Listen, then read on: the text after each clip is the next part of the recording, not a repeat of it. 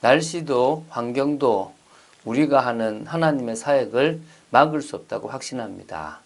어제도 오늘도 내일도 우리는 하나님의 뜻을 따라서 인도받는 귀중한 전도자의 걸음을 걸어갈 줄로 믿습니다. 여러분들이 하나님의 자녀요, 또 그리스도의 대사로서 현장에 하나님의 나라를 이룬다는 사실을 믿고 담대하게 어떤 환경과 상황도 넘어서 나아가는 여러분 되시기를 주 예수 그리스도 이름으로 축원드립니다. 여호수아서 15장 1절부터 지금 들어가는데요. 오늘은 1절부터 12절을 같이 이렇게 볼 겁니다. 이 15장부터 시작해서 이제 유다 지파에게 땅을 분배할 뿐만 아니라 9지파 반에 대해서 땅을 분배하는 내용들을 본격적으로 이렇게 진행해 나갑니다. 사실 17장까지 또 2지파 반에 대해서 제비 뽑은 부분에 대한 그 부분을 줍니다. 결국은 가장 중요한 게 유다 지파와 요셉 지파에 대한 부분인데요. 이게 왜 중요하냐 그러면 어찌 보면 영적 장자로서 실제적으로 어찌 보면 유다가 가장 중요하고요. 또 요셉이 또 내 족장 중에 들어가기 때문에 또 실제적으로 가나안에서 애굽으로 가는 일에 중요한 역할을 감당했기 때문에 저쪽 편 동편에 므낫세 반지파를 줬으니까 이쪽에 유다 지파와 에브라임 지파와 므낫세 반지파에 대한 부분에 땅을 주는 부분에 대한 이야기를 진행해 나갑니다. 사실 이제 그 부분 지나고 나서 또 이제 18장부터 시작되는 부분이 바로 7지파, 남은 7지파에 대해서 땅을 분배하는 부분이 나옵니다. 사실은 크게 이걸 뭐 볼 필요는 없어요. 사실 어떤 면에서는. 왜냐하면 오늘 1절부터 12절까지가 남쪽 경계는 어떻게 된다.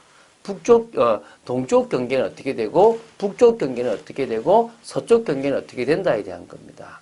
사실은 이제 제 목적이, 이 새벽 기도만 참석해도, 성경을 일독할 수 있다라는 생각을, 특히 이 여호수아서 한 거는 다 뗄 수 있다.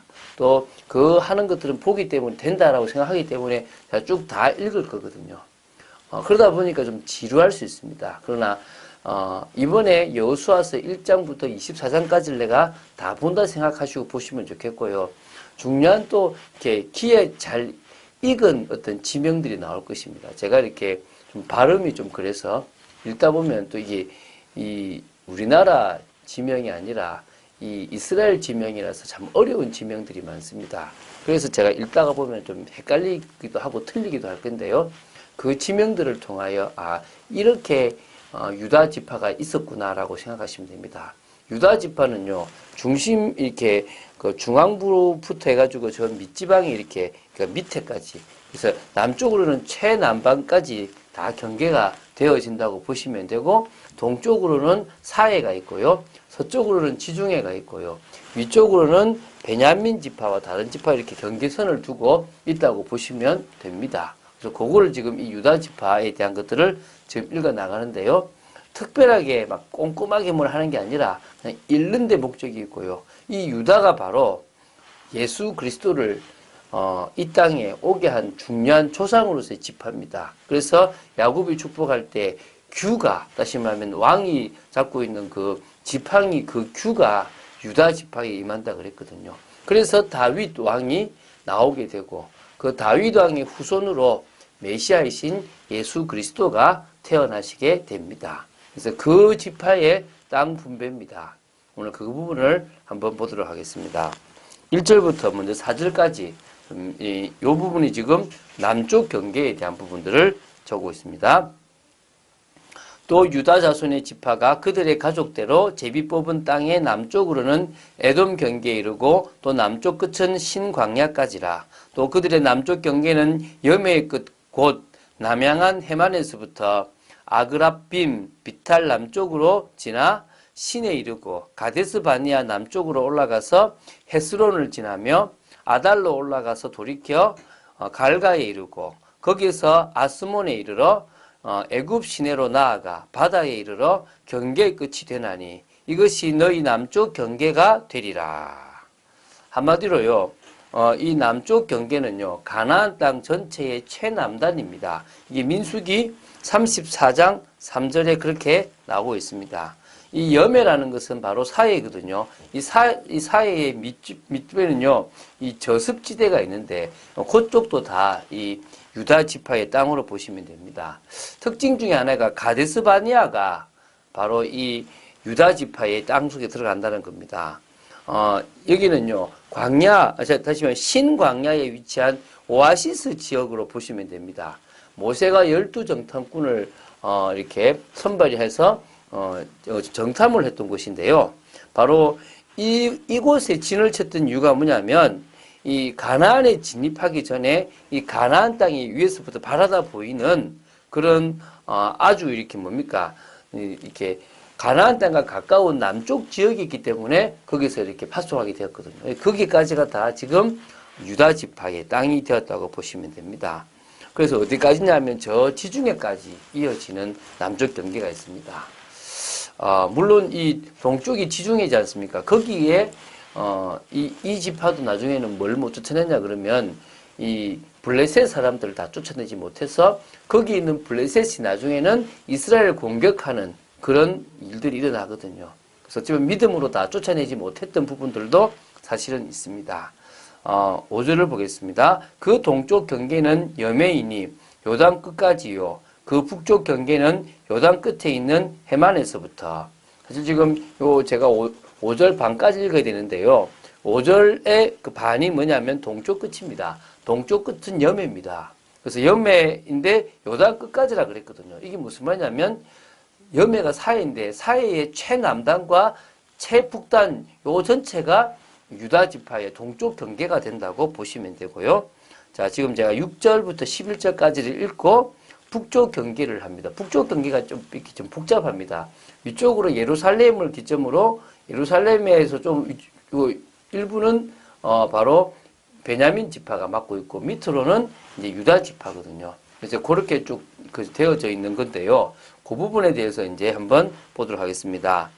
벳 호글라로 올라가서 벳 아라바 북쪽을 지나 르우벤 자손 부안의 돌에 이르고 또 아골 골짜기에서부터 드비를 지나 북쪽으로 올라가서 그 강 남쪽에 있는 아둠민 비탈 맞은편 길가를 향하고 나아가 엔세메스 물들을 지나 엔로겔에 이르며 또 흰놈의 아들의 골짜기로 올라가서 여부수 곧 예루살렘 남쪽 어깨에 이르며 또 흰놈의 골짜기 앞 서쪽에 있는 산 꼭대기로 올라가나니 이곳은 르바임 골짜기 북쪽 끝이며 또 이 산 꼭대기에서부터 넵도와 샘물까지 이르러 헤브론산 성읍들로 나아가고 또 바알라 곧 기럇 여아림으로 접어들며 또 바알라에서부터 서쪽으로 돌이켜 세일산에 이르러 여아림산 곧 그살론 곁 북쪽에 이르고 또 벳세메스로 내려가서 딥나를 지나고 또 에글론 비탈 북쪽으로 나아가 시크론으로 접어들어 바알라 산을 지나고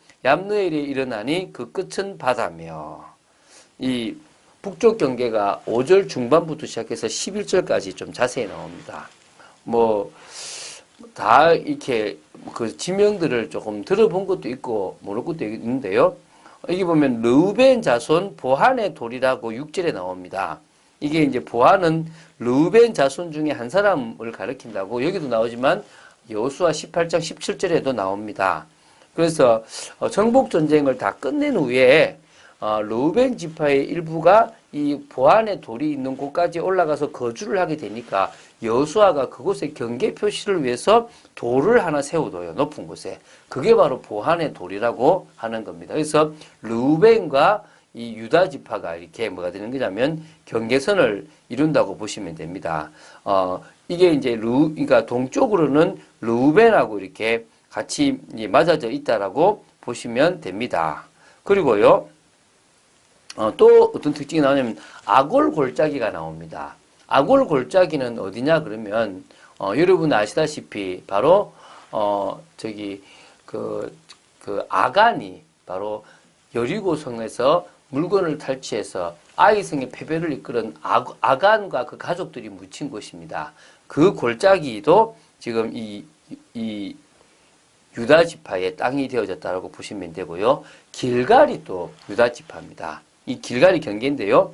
이 길갈은 아시겠지만 바로 이 여리고 앞에 요단과 여리고 사이에 있는 어찌 보면 여리고 어떤 그좀 평야라고 할 수 있는 그런 곳인데요. 그곳이 바로 기념비 12도를 세웠던 곳이고 할례도 행하고 또 뭡니까? 유월절도 지키고 이스라엘의 본진이 있어서 거기가 중심이 되어져서 계속 정복 전쟁을 했던 곳입니다. 그 중요한 곳이 유다 지파로 들어가게 되었다고 보시면 되고요. 그리고 북쪽에 이제 경계선으로 보면 이 어디 나오냐면 여부수가 나옵니다. 나중에 누굽니까? 다윗이 자기 성으로 만들었던 그 여부수도 이제 들어가는 어떤 북쪽 경계에 들어가서 저 지중해까지 가게 되는 부분이 나옵니다. 자, 그리고 이제 제가 12절을 읽도록 하겠습니다. 서쪽 경계는 대해와 그 해안이니 유다 자손이 그들의 가족대로 받은 사방 경계가 이러하니라. 유다 자손이 사실은 하나님이 여호수아서를 통해서 꼭 분배해주고 싶었던 땅이라고 생각하시면 됩니다. 왜? 메시아가 오실 땅이고 그 하나님의 언약이 성취될 바로 인간을 구원할 메시아를 보낼 중요한 지파의 땅이기 때문입니다. 유다 땅 베들레헴아, 그 베들레헴이 예루살렘 밑에 있거든요. 그것이 바로 이 유다 지파가 받았던 땅입니다. 그래서 이 정도로 유다 지파가 받았던 땅이 중요하다고 보시면 되고요.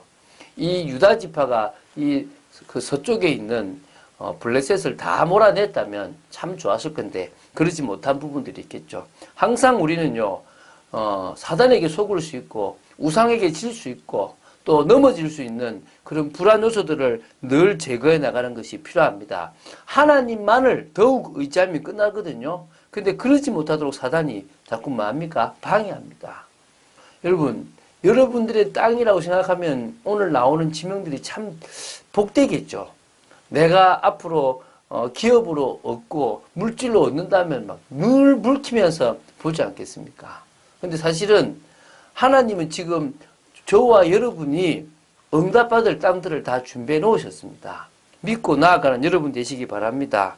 그래서 이 세상의 함정 속에서 사람들을 빠져나오도록 그리스도의 비밀을 전하는 것이 저는 제 사역이라고 믿습니다. 그리고 교회의 중직자들을 세워서 정말 사람들이 죽을 수밖에 없는 그 틀에서 빠져나오도록 그런 중직자들을 파송하고 세워나가는 일들을 해야 될 줄로 믿고요. 이 세상이 지금 올무에 빠져 있습니다. 그것에서도 빠져나오도록 저는 사역하려고 하고 있습니다. 중요한 일이라고 생각됩니다. 오늘 하루도요. 무엇을 먹을까, 무엇을 마실까, 무엇을 입을까 살지 마시고 한마디로 그의 나라와 그의 의를 위하여 살아나간 여러분 되시기 바랍니다. 그러면 하나님이 이 모든 것을 여러분에게 더하여 주실 줄로 믿습니다. 항상 말씀 따라가는 참 축복을 누리는 여러분 되시기를 주 예수 그리스도 이름으로 축원드립니다. 주는 그리스도시요 살아계신 하나님의 아들이심을 고백합니다. 이제 읽어나가는 것이 지루한 것이 되겠지만 어찌 보면 그 믿음의 분량대로 땅을 배분받았고 또 믿음의 분량대로 다 정복하거나 그러지 못한 일들이 일어났음을 봅니다. 저희들의 땅의 넓이가 커질 만큼 믿음의 분량이 있게 하여 주시옵시고 저희들에게 주신 땅을 정복하기 위하여 타협하거나 정말 나태한 일이 없도록 하나님 믿음으로 도전하여 그 땅을 다 차지하며 하나님의 나라를 이루는 축복이 있도록 역사하여 주시옵소서. 주 예수 그리스도 이름으로 기도드립니다. 아멘.